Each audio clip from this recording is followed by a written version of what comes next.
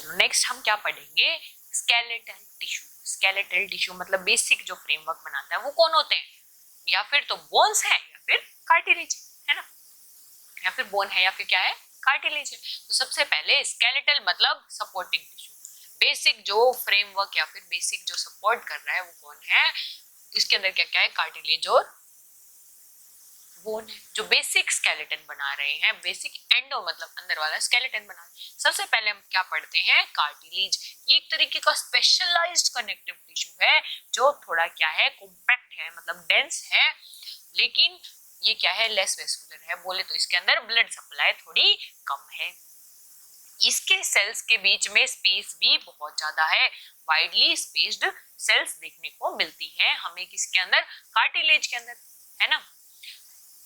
इसका जो मैट्रिक्स होता है वो बेसिकली प्रोटीन्स का और कुछ हार्डेंड कैल्शियम सॉल्ट्स का बना हुआ है, ठीक है। तो बेसिक जो मैट्रिक्स है किसका, कार्टिलेज का, किस किस का बना हुआ है, कुछ कैल्शियम सॉल्ट्स है और साथ के साथ कुछ प्रोटीन्स है। इसके मैट्रिक्स क्या कर रहा है, इट्स मैट्रिक्स इज प्रोड्यूस्ड और मेंटेन। इसके मैट्रिक्स को बनाने वाली चीज क्या है, कॉन्ड्रोसाइट्स, ठीक है। कॉन्ड्रोसाइट्स मेन है जो इसके मैट्रिक्स को बना के रख रही हैं, मेंटेन रख रही हैं, जो इसकी हालत है उसकी कंडीशन को, भाई कैसा, कितना प्रोटीन होना चाहिए इसके मैट्रिक्स के अंदर, कितने कैल्शियम के सोल्ट होने चाहिए। इसका मैट्रिक्स क्या होता है, सॉलिड होता है, थोड़ा सा चीज लाइक होता है, फर्म होता है, बट थोड़ा सा इलास्टिक भी होता है नेचर में, ठीक है। इसी के कारण, इस इलास्टिक नेचर होने के कारण हमारे पास कार्टिलेज कैसे होते हैं, फ्लेक्सिबल होते हैं नेचर में। हुआ क्लियर? कार्टिलेज फ्लेक्सिबल क्यों है नेचर में, क्योंकि इसके अंदर हमें इलास्टिन देखने को मिलता है। मैट्रिक्स है जो किसका, कार्टिलेज का, वो डेलिकेट नेटवर्क है किसका, कोलेजन फाइबर्स का और कुछ लिविंग सेल्स का, जिसका नाम क्या है, कॉन्ड्रोसाइट्स। क्योंकि आपको पता है, मैंने अभी बताया कि कॉन्ड्रोसाइट्स ही हैं जो बेसिक हमारे कार्टिलेज के मैट्रिक्स को मेंटेन रख रही हैं। तो उस मैट्रिक्स को मेंटेन रखने के लिए वो खुद उस सेल का होना भी जरूरी है। इसीलिए हमारे पास मैट्रिक्स किस किस चीज का बना हुआ है, कोलेजन फाइबर्स का, कुछ लिविंग सेल्स का, जैसे कॉन्ड्रोसाइट्स। कॉन्ड्रोसाइट्स क्या होती हैं, प्रेजेंट होती है कुछ स्पेशल तरीके की फ्लूइड से भरी हुई स्पेसेस में, जिसका नाम क्या होता है, लेक्यूनी। ऐसे करके ये एक लेक्यूनी है जिसके अंदर हमें क्या देखने को मिल रही है, कॉन्ड्रोसाइट्स। हुआ क्लियर? मैंने बोला ये लेस वेस्कुलर है, मतलब ब्लड वेसल कम होगी, ठीक है। तो ब्लड वेसल जो होती है इसके मैट्रिक्स के अंदर वो क्या होती है, एब्सेंट होती है। ये बात बहुत जरूरी है, याद रख लेना। कॉन्ड्रोसाइट्स किसके थ्रू मल्टीप्लाई करती हैं, माइटोसिस स्टेप के थ्रू मल्टीप्लाई करती हैं। इसीलिए इंटरनल ग्रोथ हमें देखने को मिलती है कि कार्टिलेज धीरे धीरे जैसे बंदा ग्रो करेगा, कार्टिलेज भी ग्रो होगा, ठीक है। ये चीज याद रखने की है कि ब्लड वेसल्स कभी भी मैट्रिक्स के अंदर प्रेजेंट नहीं मिलेगी। किसके मैट्रिक्स के अंदर, पर्टिकुलरली कार्टिलेज के मैट्रिक्स के अंदर ब्लड वेसल्स नहीं होती। इसीलिए हमने इसे क्या बोला, लेस वेस्कुलर। हुआ क्लियर? इलास्टिन के प्रेजेंस के कारण ये क्या है, फ्लेक्सिबल है। पर्टिकुलरली इसके मैट्रिक्स को बनाने वाली कौन सी सेल है, कॉन्ड्रोसाइट्स। हुआ क्लियर? चलिए, कार्टिलेज क्या होते हैं, बहुत सारे बॉडी पार्ट्स में अवेलेबल है। अब मैंने बताया कि कार्टिलेज क्या है, फ्लेक्सिबल है। तो फ्लेक्सिबल एरियाज में हमें देखने को मिलेगा, आप देख पा रहे हो, आपका जो ईयर होता है ऐसे करोगे तो ऐसे करके आप उसे जस्ट पिंच करोगे तो ये वापस अपनी शेप में आ जाएगा, ये फ्लेक्सिबल है। तो आप कहाँ कहाँ देखोगे, ईयर पिन्ना के अंदर, नोज की टिप के अंदर, एपिग्लोटिस के अंदर, इंटरवर्टिब्रल डिस्क के अंदर और लॉन्ग बोन की एंडिंग्स के अंदर, रिब्स के अंदर और रिंग्स ऑफ ट्रैकिया। यहाँ पे हमें क्या देखने को मिलेगा, आप यहाँ पे हाथ लगाओगे, ये जो ऐसे आपको ऊंची ऊंची आउटवर्ड्स होती है, ये क्या है, रिंग्स है बेसिक किस चीज की, this are the cartilaginous ring of, cartilaginous ring जो प्रेजेंट है ट्रैकिया के ऊपर। तो ये अभी याद कर लो कि कार्टिलेज क्या है, फ्लेक्सिबल है। तो सबसे पहली चीज आपको पता है आपकी नोज की टिप भी फ्लेक्सिबल है, आपकी ईयर का पिन्ना भी फ्लेक्सिबल है, आपकी एपिग्लोटिस भी फ्लेक्सिबल है, आपके जो ट्रैकिया के ऊपर रिंग्स हैं वो भी किस चीज की बनी हुई है, कार्टिलेज की बनी हुई है। आपके जो वर्टिब्रे होती हैं आपको पता है बेसिक, जो आप ऐसे मूवमेंट कर पाते हो ऐसे अप एंड डाउन आपकी बैक की, ये क्यों, क्योंकि जो आपके पीछे की जो वर्टिब्रे होती है उसके बीच में जो क्या चीज प्रेजेंट है वो कंप्रेस रिलैक्स हो पाती है, फ्लेक्सिबल है, वो क्या है, कार्टिलेज है, इसीलिए। हुआ क्लियर? चलिए, तो बेसिक काम क्या है कार्टिलेज का, फ्लेक्सिबिलिटी प्रोवाइड करना और सपोर्ट प्रोवाइड करना बॉडी पार्ट्स को। ये क्या करता है, दो जॉइंट्स के बीच में स्मूथ सरफेस प्रोवाइड करता है। आपको पता है जैसे कि हमारे दो वर्टिब्रे के बीच में स्मूथ सरफेस प्रोवाइड की, अगर दो बोन एक दूसरे से चिपकी हुई होती, मूवमेंट करते, तो वो बोन के डैमेज होने का खतरा रहता। बीच में आके इसने क्या करा, स्मूथनेस को प्रोवाइड किया, किसने, कार्टिलेज ने। नेक्स्ट हम पढ़ेंगे बोन। बोन क्या है, उससे ज्यादा स्ट्रॉन्ग है। आपको पता है ये आपकी एक पूरी एक बोन है, क्या आप इसको ऐसे बीच में से मोड़ सकते, नहीं मोड़ सकते। तो ये क्या होती है, नॉन फ्लेक्सिबल टिश्यू होता है। Like cartilage, bone is also a specialized, special सा कनेक्टिव टिश्यू बना हुआ है, दैट इज बोन। ये क्या होती है, पोरस होती है, ये हाईली वेस्कुलर होती है, बहुत ज्यादा मिनरल बोले तो कैल्शियम सोल्ट्स होते हैं, हाईली हार्ड होती है और हाईली रिजिड देखने को मिलती है। मैट्रिक्स होता है, प्रोटीन का बना हुआ होता है, प्रोटीन पर्टिकुलरली कौन सी, ओस्टियोनेक्टिन, ओस्टियोकैल्सिन, प्रोटियोग्लाइकन और कोलेजन। इसका मैट्रिक्स क्या होता है, बहुत ज्यादा रिच है किसमें, कैल्शियम सॉल्ट्स में। कैल्शियम और मैग्नीशियम सॉल्ट इसके अंदर बहुत ज्यादा मिलते हैं, पर्टिकुलरली कैल्शियम और मैग्नीशियम के फॉस्फेट या फिर कार्बोनेट्स। हुआ क्लियर? चलिए, नेक्स्ट आप क्या देखोगे, जो आपके पास कैल्शियम या मैग्नीशियम के फॉस्फेट या कार्बोनेट्स हैं वो ऐसे मिनरल्स हैं जो रिस्पॉन्सिबल है बोन को हार्ड बनाने के लिए, बोन को नॉन फ्लेक्सिबल बनाने के लिए, इसके मिनरल्स ही रिस्पॉन्सिबल हैं। ठीक है, हुआ क्लियर?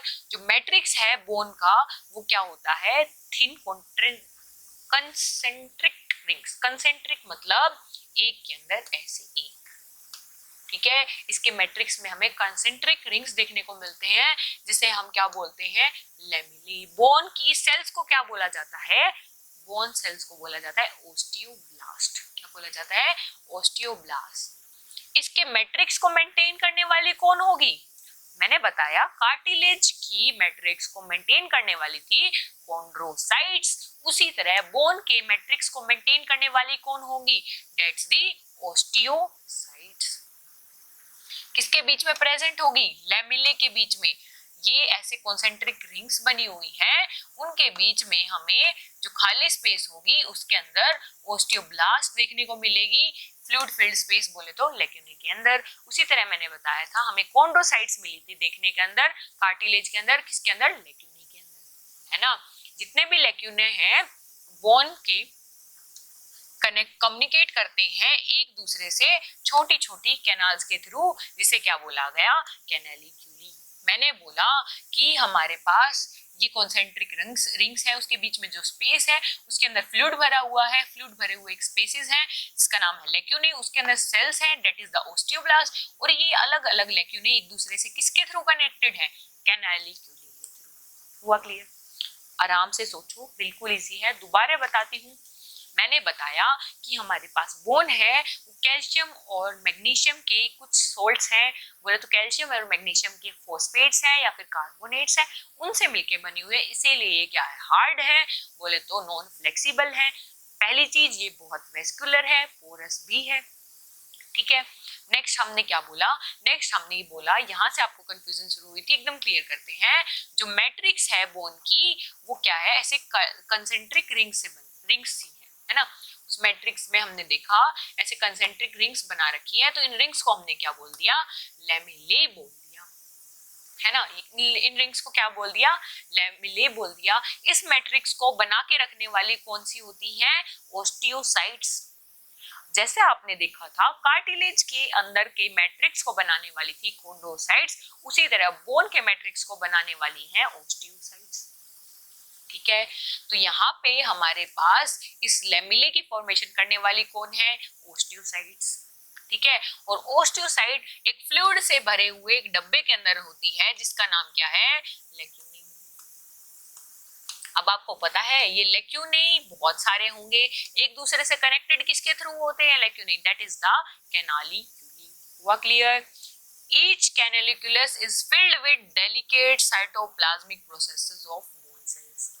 अब आपको पता है ये बोन सेल्स है, इसके कुछ साइटोप्लाज्मिक प्रोसेसेस होते हैं, उसकी ये बनी हुई होती है।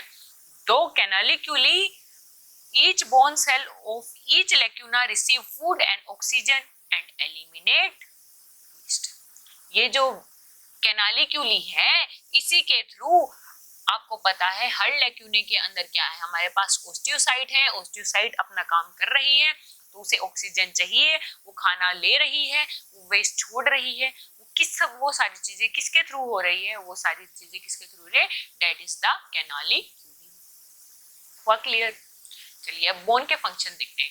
बोन आपको पता है बेसिक हमारा स्केलेटन, जो स्केलेटन ढांचा है, शरीर का ढांचा है ह्यूमन बीइंग का या फिर कोई भी वर्टिब्रेट्स हो, उसका कौन बनाता है, बोन बनाती है, एक्सेप्ट शार्क। अब देखो बेसिक जो शेप, जो नॉर्मल शेप होती है वो कौन दे रही है हमें, बोन्स दे रही है। स्केलेटल सपोर्ट, स्केलेटल सपोर्ट भी यही कर रही है। जो वाइटल बॉडी ऑर्गन्स होते हैं जैसे कि ब्रेन्स और लंग्स, उनको क्या कर रही है, बचा रही है। कैसे? अब मैंने बताया कि हमारे पास क्या होती है, रिब्स होती हैं और रिब केज बनाती हैं। रिब केज किसको बचाने के लिए, ऑब्वियसली लंग्स को बचाने के लिए। हमारा स्कल होता है वो इतना हार्ड होता है, किसको बचाने के लिए, ब्रेन को बचाने के लिए। तो इसका काम प्रोटेक्शन भी है, बहुत से ऑर्गन्स की ये प्रोटेक्शन भी करती है, कौन, बोन्स। आपको पता है किस चीज की बनी हुई है, कैल्शियम और मैग्नीशियम फॉस्फेट्स की, तो इसकी तरह, इसका मतलब इसके स्टोर की तरह भी काम कर रही है। मसल से जुड़ी हुई हैं तो मसल्स को जोड़ के रख रही हैं, इसीलिए एंकर्स फॉर मसल्स। ठीक है, हुआ क्लियर? ये हो गए function, basic functions of the bone. Next हम डिफरेंस देखते हैं बोन और कार्टिलेज के बीच में। बोन आप देखोगे एक तरीके का हार्ड सा इनफ्लेक्सिबल, मतलब जो फ्लेक्सिबल नहीं होता, ऐसा हमारे पास कनेक्टिव स्पेशलाइज्ड कनेक्टिव टिश्यू है। कार्टिलेज क्या है, फ्लेक्सिबल स्पेशलाइज्ड कनेक्टिव टिश्यू है। बोन क्या होते हैं, पोरस होती है, बजाय की कार्टिलेज क्या होती है, नॉन पोरस होती है। बोन क्या होती है, ब्लड वेसल्स बोन में काफी ज्यादा होती है, हाईली वेस्कुलर कहोगे, बजाय की आप कार्टिलेज देखोगे, cartilage is not much vascular, तो ये क्या होती है, कम vascular, not such vascular as जितनी हमारे पास बोन होती है। क्यों? क्योंकि मैंने बताया कभी भी कार्टिलेज के मैट्रिक्स के अंदर हमें ब्लड वेसल्स नहीं मिलती। ठीक है, मैट्रिक्स किस चीज का बना हुआ है, प्रोटीन का और मिनरल सॉल्ट्स का। किसका, बोन का। पर्टिकुलर मिनरल सॉल्ट्स कौन कौन से हैं, कैल्शियम और मैग्नीशियम फॉस्फेट्स।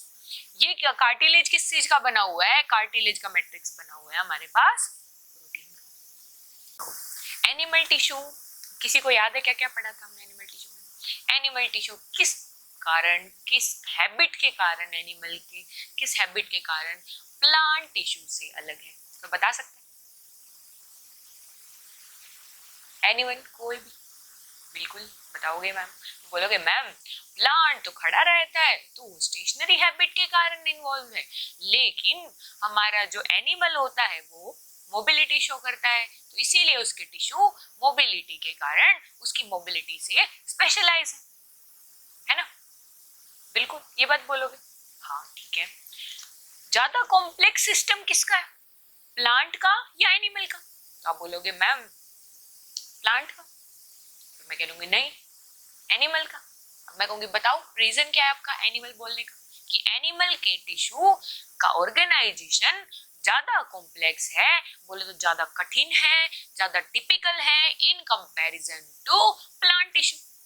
रीजन बता सकते हैं कोई भी?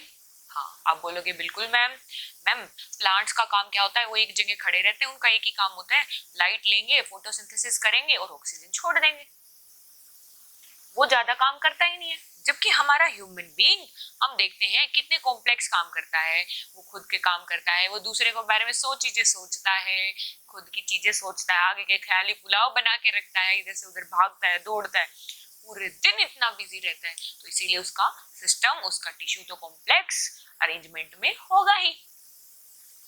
तो हमने बेसिकली प्लांट टिश्यू पढ़ा था कि भाई हाँ प्लांट टिश्यू सिंपल सा है। तो प्लांट टिश्यू में हमने बेसिकली उसे 2 पार्ट में बांट दिया था। क्या क्या? एक तो हमने कहा था कि मैम प्लांट टिश्यू में ऐसी सेल्स हैं, कुछ टिश्यू की ऐसी सेल्स हैं जो कहती हैं कि मैम मैं तो डिवाइड करूंगी, है ना, तो हमने उनको एक तरफ कर दिया। और कुछ है जो कहते हैं हम डिवाइड ही नहीं कर रहे, हमने उन्हें एक तरफ कर दिया। जो डिवाइड नहीं कर रहे वो जीवन भर के लिए परमानेंट हो गए हैं, उन्हें डिवाइड करना ही नहीं, इसीलिए उस टिश्यू का नाम परमानेंट टिश्यू रख दिया हमने। जबकि एक क्या बोल रहे थे कि हम तो डिवाइड करेंगे, डिवाइड कर रहे थे, उनका नाम क्या रखा गया था? Meristematic tissue. फिर हमने क्या कहा? मेरिस्टेमेटिक टिश्यू मतलब डिवाइड करने वाले टिश्यू भी थे, वो अलग अलग जगह रखे। कोई तो थे कुछ टिश्यूज जो डिवाइड कर रहे हैं, कुछ सेल्स जो डिवाइड कर रहे हैं, वो क्या है, कोई भी प्लांट के एंड पे या फिर तो ऊपर वाले एंड पे हो चाहे नीचे वाले एंड पे हो, तो उनका नाम क्या रख दिया था हमने? Apical meristem, apical meristematic tissue, है ना। कुछ थे जो क्या कर रहे थे, अब सीधी सी बात है, एंड पे है तो वो एंड की ग्रोथ करवाएंगे, या फिर तो लोअर एंड की ग्रोथ करवा रहे हैं, या फिर जो अपर एंड उसकी ग्रोथ करवा रहे हैं। अपर एंड मतलब ऊपर की तरफ शूट्स की ग्रोथ करवाना, लोअर एंड मतलब रूट्स की ग्रोथ करवाना। तो जो हमारे पास एपिकल मेरिस्टेम है उसका बेसिक काम क्या है? प्राइमरी ग्रोथ करवाना। प्राइमरी ग्रोथ आप क्या बोलते हैं कि कोई भी बच्चा होता है पहले उसकी हाइट इंक्रीमेंट होती है तो बेसिक ग्रोथ हो रही है, तो इसीलिए जो हमारे पास एपिकल मेरिस्टेम है वो किस चीज के लिए रिस्पॉन्सिबल है? प्राइमरी ग्रोथ के लिए, है ना। जबकि जो सेकेंडरी ग्रोथ, चलो छोड़ो, हमें पता लग गया एपिकल मेरिस्टेम क्या चीज करवाता है? हाइट इंक्रीज करवाता है। किस चीज के लिए रिस्पॉन्सिबल है? प्लांट की प्राइमरी ग्रोथ के लिए, है ना। दूसरा हम बोलते हैं कि ऐसे मेरिस्टेमेटिक टिश्यू, ऐसे डिवाइड होने वाली सेल्स, वो क्या है? हमारे प्लांट की बॉडी के साइड बाय साइड लगी हुई है। इस बार एंड पे नहीं लगी हुई, साइड में लगी हुई है। इस बार वो ऐसे की तरह ऐसे साइड बाय साइड ग्रोथ करवाएंगे। साइड बाय साइड ग्रोथ करवाएंगे तो पहले वो प्लांट का डायमीटर इतना था, वो डायमीटर इतना हो जाएगा, फिर और बढ़ जाएगा। तो इसका मतलब हमारे पास उसे क्या बोला गया? लेटरल। लेटरल मतलब साइड बाय साइड, है ना। तो साइड की ग्रोथ करवा रहे हैं, तो उस साइड की ग्रोथ के कारण हम क्या देख रहे हैं?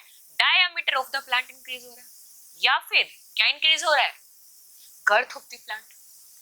तो हमारे पास ये क्या करवा रहा है? Girth of the plant increase करवा रहा है, इसीलिए हमने लेटरल मेरिस्टेम को रिस्पॉन्सिबल बोला। बोले तो सेकेंडरी ग्रोथ के लिए। हुआ क्लियर? थर्ड मेरिस्टेम कौन सा पढ़ा हमने? थर्ड मेरिस्टेम हमने पढ़ा इंटरकैलरी मेरिस्टेम, बिल्कुल in between the permanent tissue. अब आपको पता है जैसे जो हमारा मेरिस्टेम है, लेटरल मेरिस्टेम, वो तो बाहर की तरफ है, तो अंदर की तरफ जो सेल्स है वो तो डिवाइड नहीं करती, तो अंदर की जो सेल्स है वो परमानेंट है। उन अंदर के परमानेंट सेल के बीच में कुछ कुछ क्या है? डिवाइड होने वाली सेल्स हैं, उन्हें क्या बोला गया? Intercalary meristem. उनका काम क्या होता है? वो बेसिकली 2 नोड्स होते हैं, उनके बीच में ग्रोथ करवाती है। आपने सबसे बेसिक एग्जांपल लेके देखते हैं अपने नेचुरली, हमने देखा है कि गन्ने के जो नोड्स होते हैं वैसे रिंग्स भी होती हैं। अगर आपने आज मान लो गन्ने को उगाया गया है, आप देखोगे उनके बीच में बहुत कम गैप है, लेकिन कुछ समय बाद आप देखोगे उस 2 नोड्स के बीच में गैप बढ़ गया है। किसके कारण हो रहा है? इंटरकैलरी मेरिस्टेम के कारण। या फिर आप देखोगे कि बहुत बार तेज आंधी, तेज हवाएं चलती है, भयंकर थंडरस्टॉर्म देखने को मिलता है, तो उसके कारण कुछ नए प्लांट, कुछ जो प्लांट्स होते हैं वो बेंड हो जाते हैं। इतनी तेज हवा आती है, कुछ प्लांट्स बेंड हो जाते हैं, बिल्कुल बेंड हो जाते हैं मैम, लेकिन वो वापस कुछ समय बाद क्या होते हैं? अपराइट पोजीशन में आ जाते हैं, बोले तो स्ट्रेट पोजीशन में आ जाते हैं। वो कैसे आते हैं? वो आते हैं with the help of intercalary meristem. क्योंकि अब सीधी सी बात है, इस तरफ बेंड हो रखा है मेरा प्लांट, तो अब धीरे धीरे यहाँ पे क्या होगी? सेल्स बढ़नी शुरू होगी और इस चीज को ऐसे सीधा कर देगी, है ना। तो वहां पे हमारे इंटरकैलरी मेरिस्टेम का रोल आता है। तो अब हमने ये बात कर ली प्लांट की डिवाइडिंग टिश्यू के बारे में। अब दूसरा टिश्यू कौन सा है? Non dividing tissue. वो बोलता है मुझे तो डिवाइड करना ही नहीं है। अब जो डिवाइड कर रहा है वो लिविंग होगा या नहीं होगा, बता सकते हो? बिल्कुल, जो डिवाइड कर रहा है ऑब्वियसली वो लिविंग है, तभी तो डिवाइड कर पा रहा है। तो इसका मतलब जितने भी मेरिस्टेमेटिक टिश्यू है वो सारे क्या होंगे, लिविंग होंगे। नेक्स्ट हमने पढ़ा था परमानेंट टिश्यू, जिन्होंने डिवाइड करना तो बंद ही कर दिया है ना। तो परमानेंट टिश्यू ने डिवाइड करना बंद कर दिया है। तो उसमें भी कुछ क्या बोलते हैं कि हम सब जितने भी सेल्स हैं हमारी एक ही जगह से ओरिजिन हो रही है। तो सिंपल सी चीजें, सिंपल बात करती है कि हम सब एक ही जगह से पैदा होके परमानेंट हो गई हैं। तो हमने बांट दिया सिंपल परमानेंट टिश्यू। और कुछ कहती हैं कि हम सभी का काम तो एक है, लेकिन मैं यहाँ से आई हूँ, मैं यहाँ से ओरिजिन हुई हूँ, मैंने वहां से ओरिजिन लिया है। तो उसको हमने थोड़ा कॉम्प्लेक्स करा, यार ये क्या बोल रही है, क्या बोल रही है, मैं वहां से, मैं वहां से, क्या मतलब होता है, थोड़ा कॉम्प्लेक्स है, उसको बाद में देखते हैं। हमने ऐसे करके उसे कॉम्प्लेक्स परमानेंट टिश्यू में डाल दिया। बिल्कुल। तो सिंपल परमानेंट टिश्यू के अंदर हमने फिर 3 तरीके की चीजें पढ़ी। क्या क्या? पैरेन्काइमेटस टिश्यू, पैरेन्काइमा बहुत थिन सेल वॉल होती है ना, सेल्यूलोज की बनी होती है, स्पेस बहुत कम प्रेजेंट होता है, ये सब चीजें पढ़ी थी हमने, है ना। दूसरा हमने क्या पढ़ा था? कोलेनगाइमा। कोलेनगाइमा में थिकन्ड कॉर्नर होते हैं सेल्यूलोज के। हमने क्या बोला था? बेसिकली जो डाइकोटिलेडोनस स्टेम है उसकी सपोर्ट प्रोवाइड करने के लिए हेल्प करता है कौन? कोलेनगाइमा। सेकंड पार्ट है किसका? सिंपल परमानेंट टिश्यू का। पहला क्या बोला? पैरेन्काइमा। दूसरा क्या बोला? कोलेनगाइमा। दोनों के दोनों क्या है? दोनों के दोनों टिश्यूज लिविंग है अभी तो। Third one is the sclerenchyma, completely dead tissue, dead है और इनकी सेल वॉल स्पेशल चीज की बनी हुई है, लिग्निन की। किस चीज की? लिग्निन की। इसीलिए हम क्या बोलते हैं? Lignified cell wall is present in sclerenchymatous tissue. Dead है तो मतलब सारा काम क्या होगा? सपोर्ट का होगा, प्रोटेक्शन का होगा, है ना। ये लिग्निन की इतनी मोटी लेयर होती है कि जो उसका ल्यूमन होता है, ल्यूमन आपको पता है ना, अंदर का स्पेस, बीच का स्पेस। अब मान लो आप कोई पाइप देखते हो तो पाइप के बीच अंदर का जो खाली जो एरिया होता है उसे ल्यूमन बोला जाता है ना। तो अगर मान लो पाइप की जो वॉल होती है उसे मोटा करते जाएंगे तो वो अंदर वाला ल्यूमन छोटा होता जाएगा। तो उसी प्रकार हमारे पास स्क्लेरेन्गाइमेटस टिश्यू में इतना सारा लिग्निन डिपोजिशन होता है कि अंदर का जो ल्यूमन होता है वो बहुत थोड़ा बचता है। ठीक है, तो ये हमने पढ़ लिया सिंपल परमानेंट टिश्यू। नेक्स्ट हम क्या पढ़ते हैं? सिंपल बात क्लियर होगी, अब हम कॉम्प्लेक्स से डील करते हैं। कॉम्प्लेक्स से हम डील कर चुके हैं, आप सभी को आता है, मैं जस्ट रिवाइज कर रही हूँ अच्छे से, बिल्कुल इजी है, टेंशन नहीं लेनी है, सब क्लियर हो रहा है एकदम, है ना। आप दोबारा सुन लेना, बिल्कुल आसान है, इसीलिए ताकि आप लोगों को बिल्कुल भी कंफ्यूजन ना हो, मैं सारा रिकैप दे रही हूँ। तो नेक्स्ट हमने देखा कॉम्प्लेक्स परमानेंट टिश्यू। कॉम्प्लेक्स मतलब, अब यहाँ पे हमने इसे कॉम्प्लेक्स क्यों बोला इस परमानेंट टिश्यू को? क्यों? क्योंकि इनकी सेल्स क्या हो रही है? अलग अलग जगह से ओरिजिनेट है। ठीक है, वो कौन कौन से है? एक है जाइलम है, एक है फ्लोएम। जाइलम क्या बोलता है कि मेरा काम क्या है? पानी को कंडक्ट करने का। पानी कहाँ से कंडक्ट होएगा? पानी कहाँ से एब्जॉर्ब होता है? रूट से, नीचे से, है ना। रूट से एब्जॉर्ब होएगा और ऊपर शूट तक भेजा जाएगा, या फिर जहां पे भी चाहिए वहां भेजा जाएगा, है ना। ये क्या काम है? जाइलम का। दूसरा है फ्लोएम, फ माने फूड। फूड का कंडक्शन कौन करवा रहा है? फूड क्या होता है प्लांट्स में? रोटी सब्जी थोड़ी ना होगी, क्या होगा? Obviously glucose, organic molecules, minerals, ये होगा फूड। मिनरल्स थोड़ी ना होगा मैम, होगा क्या? बता सकते कोई? नहीं, मिनरल्स तो आयंस होते हैं जो कहां से एब्जॉर्ब किए जाते हैं? सोइल से। कंफ्यूज नहीं होना है, इसीलिए मैंने ये वर्ड यहाँ बोला मिनरल्स। मिनरल्स नहीं, this are the organic molecules. बोले तो खाना आपको पता है, प्लांट खुद का खाना खुद बनाता है ना। तो वो खाना कहाँ बनता है? ग्रीन लीव्स पे। फ्लोएम माने फ माने फूड, फूड को कंडक्ट करवाना, है ना। किसका काम है? फ्लोएम का। फ्लोएम क्या है? एक तरीके का कॉम्प्लेक्स परमानेंट टिश्यू, है ना। आपको पता है फूड हमारा प्लांट कहाँ बनाता है? ग्रीन लीव्स में, green part of the plant में, दैट इज द क्लोरोफिल की हेल्प से बनता है ना। कौन से प्रोसेस के थ्रू? फोटोसिंथेसिस के थ्रू। तो आपको पता है खाना बनेगा ऊपर शूट्स में, क्योंकि शूट्स ही होती है ग्रीन। फिर वो भेजा कहाँ जाता है? स्टोरेज एरिया में, जहां पे भी एनर्जी चाहिए, जहां पे भी ग्रोथ हो रही है, हर जगह भेजा जाता है। तो जाइलम में हमें यूनिडायरेक्शनल फ्लो देखने को मिल रहा है। इंपॉर्टेंट चीज है, ये क्वेश्चन पूछा जाता है व्हाई कि यूनिडायरेक्शनल फ्लो जाइलम में क्यों होता है, फ्लोएम में क्यों नहीं होता, या फिर ऐसा क्या स्पेशल है कि उसमें यूनिडायरेक्शनल फ्लो है और फ्लोएम में बायोडायरेक्शनल फ्लो है। तो बता सकते हैं? आप बोलोगे मैम बता सकते हैं कैसे, मैं पूछूंगी बताओ फिर, तो आप बोलोगे मैम जाइलम क्या होता है, जाइलम में क्या क्या काम है, वाटर को कंडक्ट करना। अब वाटर ऐसा तो है नहीं मैम कि लीव से लेके कहीं भी भेज देंगे, वाटर तो रूट्स ही एब्जॉर्ब करती है और सबसे नीचे क्या है, रूट्स हैं, तो अब इन्हें तो ऊपर ही भेजना है, चाहे ऊपर लीव्स में चाहिए, चाहे ऊपर पर्टिकुलर शूट में चाहिए, राइट में, लेफ्ट में, ऊपर नीचे, नेट नीचे से ऊपर ही आएगा पानी, तो डायरेक्शन क्या हुई, एक हुई। इसीलिए जाइलम के अंदर कंडक्शन कैसा होता है, यूनिडायरेक्शनल फ्लो। अब ठीक, मैंने कहा ठीक है, लेकिन फिर आप फ्लोएम को बाय डायरेक्शनल क्यों कंडक्ट करवा रहे हो, मैं से पूछूंगी आप लोगों से, तो आप कहोगे मैम आप ही बता दो मुझे तो नहीं आ रहा। फिर मैं कहूंगी सोचो, बिल्कुल इजी बात है, मैं आपको पढ़ा के आ चुकी हूँ, तो चलो कोई नहीं मैं बता देती हूँ या पता है आप लोगों को, चलो कोई नहीं मैं बता देती हूँ। फ्लोएम का काम क्या है, फूड को कंडक्ट करना।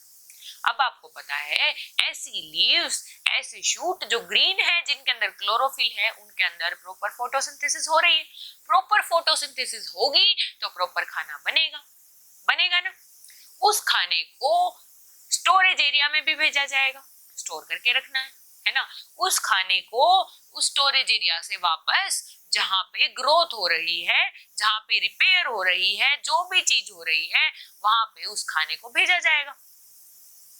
तो अब बेसिकली आप समझ पा रहे हो कि मानो कि मेरे प्लांट्स की ये लीफ थी, है ना, इस तरफ मान लो लीफ, मैं एक प्लांट हूँ और मेरी ये लीफ है, यहाँ पे मेरे खाना बना, मेरे नीचे की तरफ रूट्स भी ग्रो कर रही हैं, ऊपर की तरफ मेरी शूट भी ग्रो कर रही है। तो यहाँ खाना बना, खाना बना के मैंने यहाँ स्टोर कर लिया, मानो जस्ट सोचने के लिए एक बार, ठीक है। स्टोर करने के बाद मैं क्या कह रही हूँ कि मेरे रूट्स को भी चाहिए खाना क्योंकि उसे ग्रोथ करनी है, मेरी शूट को भी चाहिए खाना क्योंकि उसे ग्रोथ करनी है, क्योंकि उसे नई ब्रांचेस बनानी है, क्योंकि उसे नए फ्लावर्स बनाने हैं। तो ये बोलेगा ठीक है, फिर ये फूड ऊपर भी जा रहा है, नीचे भी जा रहा है। तो आपने देखा फ्लोएम ने कैसा कंडक्शन करवाया, बाय डायरेक्शनल। बाय माने दो, डायरेक्शन माने डायरेक्शन में, दिशाओं में, दो दिशाओं में फ्लो या कंडक्शन हो रहा है, किसके कारण, फ्लोएम के कारण। हुआ क्लियर? तो चलिए अब हमें ये भी पता चल गया कि फ्लोएम कैसे बाय डायरेक्शनल करवाता है।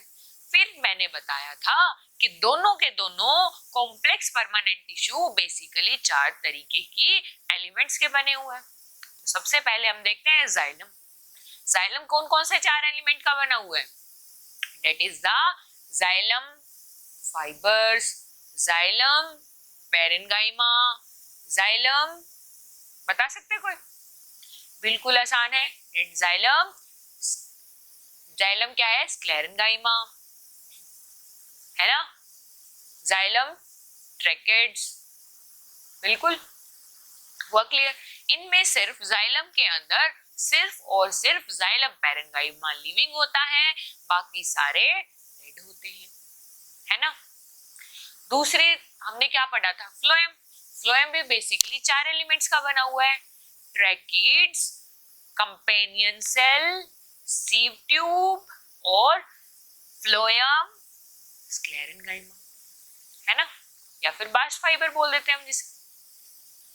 मैंने बताया कि जाइलम के अंदर 3 चीजें डेड है, सिर्फ एक ही लिविंग है, दैट इज जाइलम पेरेन्गाइमा ही सिर्फ लिविंग है।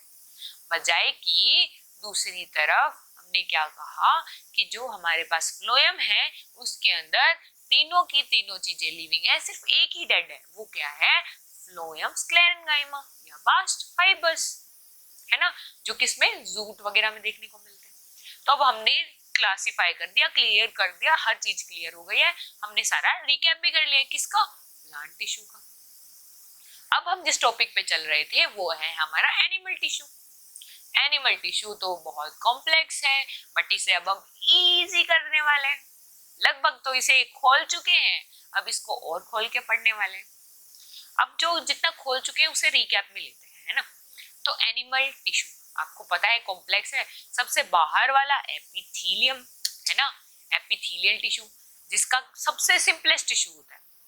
अब ये सिर्फ यही नहीं है एपिथेलियल टिश्यू, जो हमारी नैरो कैविटीज है जैसे कि गट हो गया, या फिर हमारी बॉडी के जितने भी ऑर्गन्स हैं उनकी कवरिंग है, हर जगह क्या प्रेजेंट होता है, एपिथेलियल टिश्यू। एपिथेलियल टिश्यू ही है जो उस ऑर्गन को अपने एनवायरनमेंट से सेपरेट करने में मदद करता है ना। एक तरीके से देखिए, इसका आपको पता है सबसे बाहर का टिश्यू है, सबसे बाहर प्रेजेंट है, तो इसका काम क्या होगा, प्रोटेक्शन का, है ना। इसका काम क्या होगा, जस्ट प्रोटेक्शन का। तो चलिए एपिथेलियल टिश्यू, फिर हमने कहा कि ये तो दो तरीके का होता है मैम। अगर एपिथेलियल की एक ही लाइन है, सेल की एक ही सिंगल लेयर बनी हुई है तो सिंपल एपिथेलियम बोल दिया। अगर एक के ऊपर काफी सारी सेल लेयर्स लगी हुई हैं तो हमने उसे स्ट्राइटेड बोल दिया, है ना। फिर मैंने कहा कि सेल के शेप के अकॉर्डिंग, जैसे कि सेल अगर फ्लैट है, बिल्कुल जैसे टाइल्स की तरह फ्लैट सी दिखे, तो वो क्या हो गई, स्क्वैमस एपिथेलियम। अगर वो क्यूब लाइक हो तो क्यूबॉइडल एपिथेलियम, अगर वो कॉलम लाइक हो या फिर पिलर लाइक दिख रही हो तो कॉलमनर एपिथेलियम बोला था हमने। अगर उस पे सीलिया प्रेजेंट हो तो सिलिएटेड एपिथेलियम बोला था हमने, है ना। तो हमने क्या कहा था कि अगर हमारे एपिथेलियल सेल्स में सीलिया प्रेजेंट होंगे तो उसे सिलिएटेड एपिथेलियम बोलेंगे। तो हमने कहा सिलिएटेड एपिथेलियम कहाँ थे, मैंने आपको बेसिकली बहुत इंपॉर्टेंट कहा था, इनकी लोकेशन याद करनी है हर किसी की। तो हमने बोला था स्क्वैमस एपिथेलियम कहाँ था, स्क्वैमस एपिथेलियम था हमारे पास कैपिलरीज में, बॉमेंस कैप्सूल में था, एल्वियोलाई ऑफ द लंग में था, एक्सेट्रा, है ना। हमने बोला क्यूबॉइडल एपिथेलियम कहाँ था, क्यूबॉइडल माने क्यूब लाइक। क्यूबॉइडल एपिथेलियम हमें कहाँ देखने को मिला था, इसका काम क्या होता है, सिक्रीशन का काम होता है, एब्जॉर्प्शन का काम होता है। हमने बोला था ये हमें ग्लैंड्स में देखने को मिलेगा, ये हमें किडनी की नेफ्रॉन बोले तो पीसीटी में, डीसीटी में देखने को मिलेगा, है ना, यही बोला था। नेक्स्ट हमने क्या बोला था, कोलमनर। कोलमनर मतलब कॉलम लाइक, लंबी लंबी पिलर के जैसी सेल्स देखने को मिलती हैं। इनके बारे में क्या स्पेसिफिक था कि जो इनका न्यूक्लियस है वो बेस की तरफ प्रेजेंट होता है ना, ये बोला था हमने, बिल्कुल। ये ज्यादातर हमें कहाँ देखने को मिलती है, ये हमें देखने को मिलती है कोलमनर एपिथेलियम हमारे गट में, मैक्सिममली बोले तो हमारे स्टमक में, क्योंकि कुछ जो सेल्स होती हैं इनकी मॉडिफाई होके गोबलेट सेल्स बन जाती हैं, बोले तो कुछ सेल्स इनकी सिक्रेट करती हैं म्यूकस को, ताकि अंदर की जो एपिथेलियम है उसको बचाया जा सके, किससे, कोई भी एसिड, कोई भी एंजाइम्स के अटैक से, डैमेज होने से, है ना। तो ये क्या होती है हमारी कोलमनर एपिथेलियम। नेक्स्ट सिलिएटेड कहाँ देखा था, सिलिया क्या करते हैं, मूवमेंट में हेल्प करते हैं। तो मूवमेंट क्या चाहिए थी, आपको पता है मेल रिप्रोडक्टिव ऑर्गन में हमें स्पर्म को मूव करवाना होगा, तो मेल रिप्रोडक्टिव ऑर्गन में देखने को मिलेगा। दूसरा हमें कहाँ देखने को मिलेगा, that is the male reproductive में पर्टिकुलरली एपिडिडाइमिस में। उसी तरह फीमेल में हमें एग को मूव करवाना होगा, वहां हमें कहाँ देखने को मिलेगा, फैलोपियन ट्यूब में, क्योंकि फैलोपियन ट्यूब में जो सीलिया होते हैं वही ओवरी से जैसे एग निकलता है उसको धीरे धीरे से सेम रिदमिकली मूव करके अपने एग को फैलोपियन ट्यूब के थ्रू मेन यूट्रस में या fundus region of the uterus में पहुंचा देते हैं, है ना, बिल्कुल, हुआ क्लियर। तो ये हमने पढ़ा था बेसिक एपिथेलियम्स के बारे में। नेक्स्ट हमने क्या पढ़ा था, नेक्स्ट हमने पढ़ा था मस्कुलर टिश्यू। मस्कुलर टिश्यू आपको पता है मसल्स का काम क्या होता है, बेसिक काम होता है कॉन्ट्रैक्शन का। तो मस्कुलर टिश्यू को हम कॉन्ट्रैक्टाइल टिश्यू भी बोल सकते हैं, क्यों, क्योंकि मसल्स कॉन्ट्रैक्ट या रिलैक्स करती रहती है। फिर हमने मस्कुलर टिश्यू को बेसिकली 3 पार्ट में बांटा। 3 पार्ट में क्यों बांटा, ऐसी टिश्यूज जो हम, ऐसी मसल्स जो हमारी इच्छा के अनुसार काम करें उन्हें हमने क्या बोला गया, स्ट्राइटेड मसल। ऐसी मसल्स जो हमारी इच्छा के अनुसार काम ही नहीं करती उन्हें हमने क्या बोला, स्मूथ मसल। फिर ऐसी कार्डियक मसल्स भी तो हमारी इच्छा के अकॉर्डिंग काम नहीं करती मैम, तो आपने उसे अलग क्यों रखा? क्यों? क्योंकि वो कुछ फीचर्स स्मूथ के ले रही है, कुछ किसके ले रही है? स्ट्राइटेड के और वॉलेंटरी के। तो इसीलिए हमने उसे एक अलग ही जगह दे दी। किसको? कार्डियक मसल को। तो अब देखते हैं वो कैसे। जो हमने कहा सबसे पहले स्ट्राइटेड, स्ट्राइटेड को हम बोलते हैं स्केलेटल, स्केलेटल बोलते हैं वॉलेंटरी, हम बोलते हैं स्ट्राइप्ड, हम बोलते हैं। क्यों स्ट्राइटेड या स्ट्राइप्ड मसल क्यों बोला जाता है?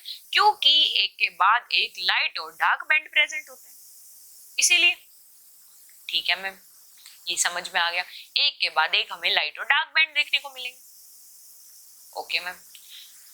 और मैंने क्या बताया कि ये कैसे होते हैं? सिलेंड्रिकल टिश्यू होती है, सिलेंड्रिकल होते हैं इसकी सेल्स, एक दूसरे से कनेक्टेड नहीं है, मतलब तो ब्रांचिंग्स देखने को नहीं मिलती।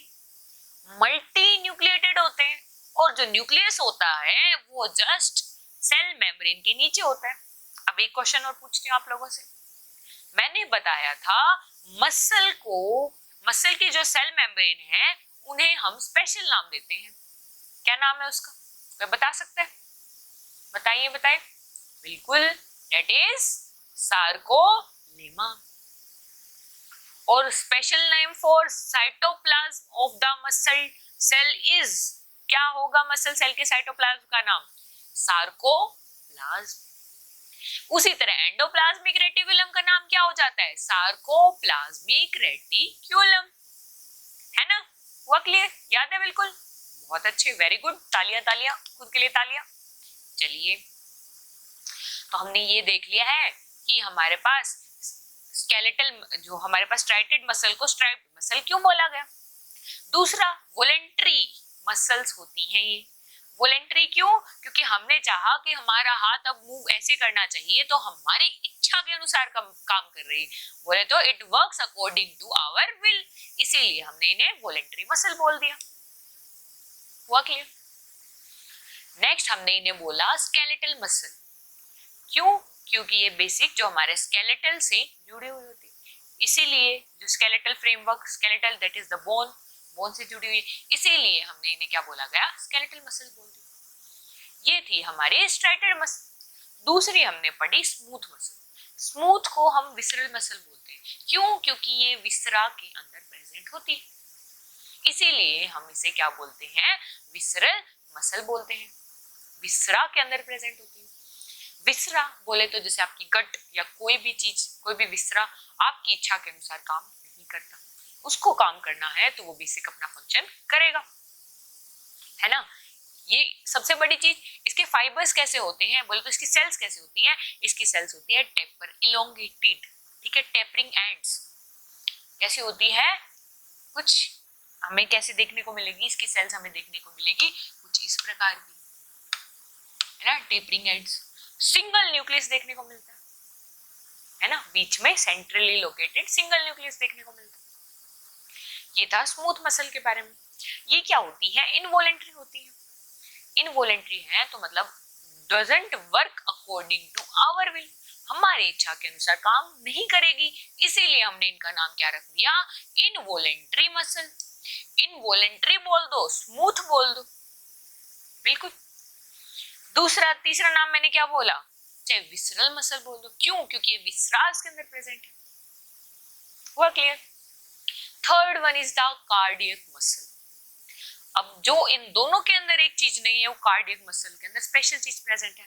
अब आपको पता है हमारा हार्ट बीट करता है ना, वो एक तरीके से बीट करता है, सारी चीजें रिदमिकली। अगर मान लो पहले ये चीज कॉन्ट्रैक्ट करेगी, फिर धीरे धीरे धीरे से कॉन्ट्रैक्शन हो रहा है, तो इसका मतलब ये सोच समझ के प्लानिंग से एक के बाद एक रिदम में काम कर रहे हैं, तभी हो रहा है ना। तो अगर मान लो ये इम्पल्स क्या है, किस चीज का? कॉन्ट्रैक्शन का इम्पल्स अगर ऊपर से शुरू हो रहा है, धीरे धीरे वो पूरे में स्प्रेड हो रहा है, रिदमली, है ना, रिदमिकली कॉन्ट्रैक्ट हो रहा है, तभी ये अच्छे से काम कर पा रहा है। अब वो धीरे धीरे इस पे पूरे मसल में स्प्रेड हो रहा है। वो किसके कारण स्प्रेड हो पाता है? एक स्पेशल चीज होती है, that is the intercalated disc. Inter मतलब बीच में, कैलेशन मतलब एक तरीके से जोड़ने वाली कह लो। एक डिस्क सी हर सेल्स को कनेक्ट करने वाली है, एक स्पेशल डिस्क है जो सेल्स को कनेक्ट करती है, जिसका काम क्या है, एक इम्पल्स को या फिर कॉन्ट्रैक्शन की इंफॉर्मेशन को फैलाना, एक सेल से दूसरे सेल में पहुंचाना, ताकि रिदमिक कॉन्ट्रैक्शन हो सके, ताकि इफेक्टिव हार्ट बीट आ सके। तो एक स्पेशल फीचर क्या देखने को मिलेगा कार्डियक मसल में, इंटरकैलेटेड डिस्क का प्रेजेंट होना। अब ये आप लोग जानते हो कार्डियक मसल वो एक आपका हार्ट बीट आपके अकॉर्डिंग करता है नहीं, वो तो लगातार करता ही रहता है। जब से आपकी एम्ब्रियोनिक लाइफ, मतलब आप अपनी मम्मी के पेट में हो, बोलते हैं ना नॉर्मल लैंग्वेज में कि जब से आप अपनी मम्मी के पेट में हो, जब से आपका हार्ट सबसे पहले बनता है, उसके बनते ही वो क्या होता है, कॉन्ट्रैक्ट होना शुरू कर देता है। उससे लेके जब तक आप मर नहीं जाते तब तक आपका हार्ट कॉन्ट्रैक्ट करता है। तो एक हार्ट ऐसी चीज है जो आपका पूरी जिंदगी जब तक आप जिंदा हो तब तक साथ देगा। आपको ये नॉलेज भी नहीं है कि आप कौन हो, कहाँ हो, कैसे हो, या आपकी मम्मी को भी नहीं पता है, तब से ये शुरू होता है कॉन्ट्रैक्ट करना, और कब तक करता है, जब तक आपकी आखिरी सांस चलती है ना। बिल्कुल। तो चलो ठीक है, तो इनवॉलेंट्री है पहली चीज। किसका फीचर ले लिया इनवॉलेंट्री, स्मूथ मसल का। फिर जो होता है सिलेंड्रिकल होता है, सिलेंड्रिकल होता है और अल्टरनेट लाइट और डार्क बैंड प्रेजेंट होते हैं। ये किसका फीचर आ गया, ये आ गया स्ट्राइटेड मसल, है ना। तो इसीलिए हमें इन दोनों से अलग रखना पड़ा ना इसको, कार्डियक को, टिश्यू को। बिल्कुल मैम। साथ ही साथ इसकी जो सेल्स होती हैं, इसके जो फाइबर्स होते हैं, वो क्या होती है, ब्रांचिंग देखने को मिलती है इसमें। समझ गए। तो ये हमारा मस्कुलर टिश्यू भी क्लियर हो गया। तो हमने कुल मिला के 2 टिश्यू अभी रिकैप कर लिया है। सबसे पहला एपिथेलियल टिश्यू, दूसरा muscular tissue, and the third one is the connective tissue, जिसका काम क्या है, कनेक्ट करने का। उसमें हमने सबसे पहले कौन सा टिश्यू पढ़ा, that is the areolar tissue, है ना। लूज कनेक्टिव टिश्यू पढ़ा हमने। लूज कनेक्टिव टिश्यू हमने पढ़ा, वो बेसिकली हमारी बॉडी का बल्क बनाता है। मेन जो बॉडी के अंदर जो भी चीजें हैं, जो भी स्केलेटल जो भी चीजें हैं, उनके अलावा जो भी बॉडी का बल्क बनाता है वो लूज एरियोलर टिश्यू बनाता है या फिर लूज कनेक्टिव टिश्यू बनाता है। ठीक है ना। फिर हमने पढ़ा dense regular connective tissue. Dense मतलब अब इसका मैट्रिक्स थोड़ा डेंस हो चुका है ना, इसका काम थोड़ा और ज्यादा परफेक्शन में आ चुका है ना। तो इसका ये होता है फिर 2 तरीके का, एक होता है टेंडन, एक होता है लिगामेंट। टेंडन क्या होते हैं, थोड़े से कम इलास्टिक होते हैं, बोले तो उन्हें इतनी मूवमेंट शो नहीं करनी होती। क्यों टेंडन क्या होते हैं, टेंडन बेसिकली हमारी मसल को बोन से जोड़ के रखते हैं। तो मसल और बोन के बीच में हमें इतनी फ्लेक्सिबिलिटी या इतनी मूवमेंट देखने को नहीं मिलती। क्यों नहीं मिलती, क्योंकि इतनी फ्लेक्सिबिलिटी या फिर इतनी टेंसाइल स्ट्रेंथ टेंडन के अंदर नहीं होती।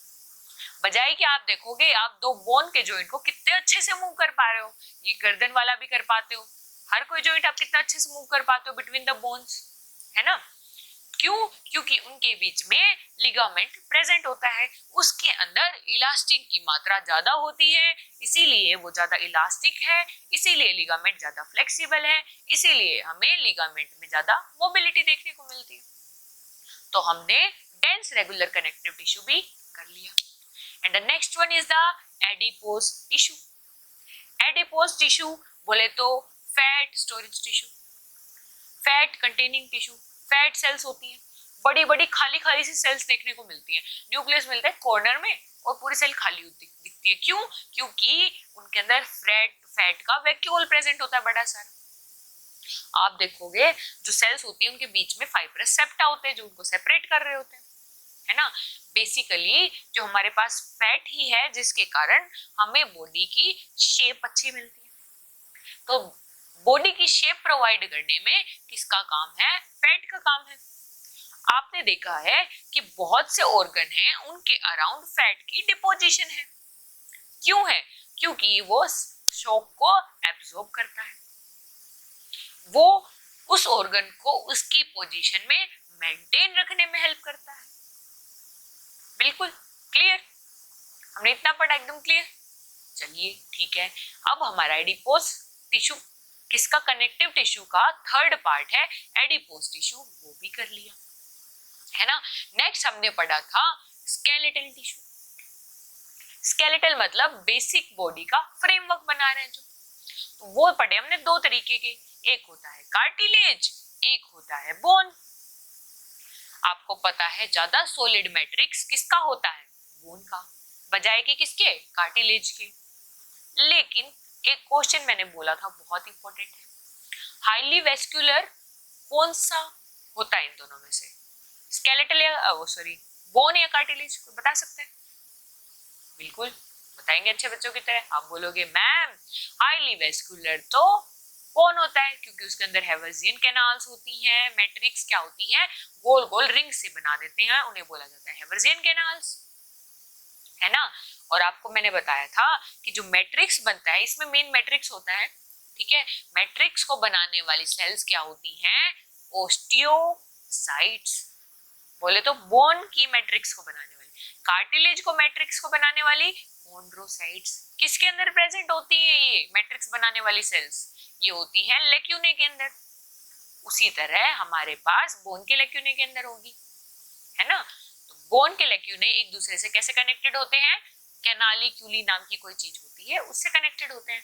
तो सीधी सी बात है, सेल्स आपस में कनेक्टेड है तो जो भी ट्रांसपोर्ट होना है, न्यूट्रिएंट्स का वेस्ट वगैरह जो भी चीजें आनी है तो किसके थ्रू होगी, कैनालिक्यूली के थ्रू। किसमें, बोन में, बजाय कि हमारे पास कार्टिलेज होता है उसके अंदर वेस्कुलरिटी कम है, उसके अंदर कनेक्शन कम है, तो वो डिफ्यूजन के थ्रू अपना सारा काम कर रहा होता है नॉर्मल, है ना। ठीक है, ज्यादा फ्लेक्सिबल कौन है, कार्टिलेज या bone? Obviously ma'am cartilage. Bone तो एक हार्ड पोरस टिश्यू है, बजाय कि कार्टिलेज एक फ्लेक्सिबल नॉन पोरस टिश्यू है ना। बोन बेसिक फ्रेमवर्क बना रहा है, कार्टिलेज कहाँ कहाँ देखने को मिलता है, कार्टिलेज हमें देखने को मिलता है pinna of ear, flexible is nose की tip, epiglottis, tracheal rings, intervertebral disc, क्योंकि आप ऐसे झुक भी पाते हो, वापस सीधे खड़े हो जाते हो। आप क्या देखते हो, आपके बोन्स होती है जो छोटी छोटी वर्टिब्री होती है, उनके बीच में जो प्रेजेंट होती है उसे बोला जाता है इंटर, माने बीच में, वर्टिब्रा दो वर्टिब्रे के बीच में जो डिस्क सी बनी हुई होती है उसे बोला जाता है इंटरवर्टिब्रल डिस्क। वो भी किस चीज की है, कार्टिलेज की है, इसीलिए वो क्या है, फ्लेक्सिबल है। इसीलिए हम अपनी बॉडी को ऐसे बेंड करके वापस सीधा कर पाते हैं, है ना। हुआ क्लियर? तो हमने अभी तक कनेक्टिव टिश्यू के 4 पार्ट कर लिए हैं। कौन कौन से? पहला हमने किया है that is the loose areolar tissue, ठीक है। दूसरा हमने पढ़ा dense regular tissue, and third one हमने कौन सा पढ़ा, एडिपोज टिश्यू, शॉक एब्जॉर्बेंट, अपनी जो fat storage tissue, body shape पर हमने पढ़ा, बॉडी शेप पर ही बॉडी को शेप दे रहा है एक तरीके से। एंड द फोर्थ वन हमने कौन सा पढ़ा, बेसिक स्केलेटल फ्रेमवर्क बनाने वाली दो चीजें, कार्टिलेज और बोन, है ना। ये सब हमने रिकैप कर लिया है। अब next last but not the least connective tissue is the fluid connective tissue. Completely fluid है, दो तरीके का पढ़ेंगे हम। मेन हम पढ़ते हैं ब्लड, एक नई चीज है that is the lymph. Lymph मतलब अब देखो आपको पता है ब्लड तो ब्लड वेसल के अंदर जा रहा होता है, ऐसा होता है हमारे सेल्स के बीच बीच में ना। अब जैसे मान लो कोई टिश्यू है उसके पास ऐसे ये ब्लड वेसल जा रही है, इसके थ्रू हमने क्या करा, हमारे ब्लड से न्यूट्रिएंट्स बाहर भेजे, तो कुछ फ्लूइड क्या होता है बाहर लीक हो जाता है गलती से, है ना, हो जाता है। तो उस फ्लूइड को इकट्ठा करके वो इंटरस्टिशियल मतलब बीच के गैप में जो फ्लूइड इकट्ठा हो रहा है that is the interstitial fluid, उसे क्या बोला जाता है, लिम्फ। फिर इसके लिए एक स्पेशल सिस्टम है, इसको कलेक्ट करने के लिए लिम्फेटिक डक्ट्स हैं, लिम्फेटिक सिस्टम है। तो फ्लूइड दो तरीके का होता है हमारी बॉडी में, that is main one is the blood and the second one is the lymph. पढ़े चलो, फ्लूइड कनेक्टिव टिश्यू पढ़ते हैं अब हम।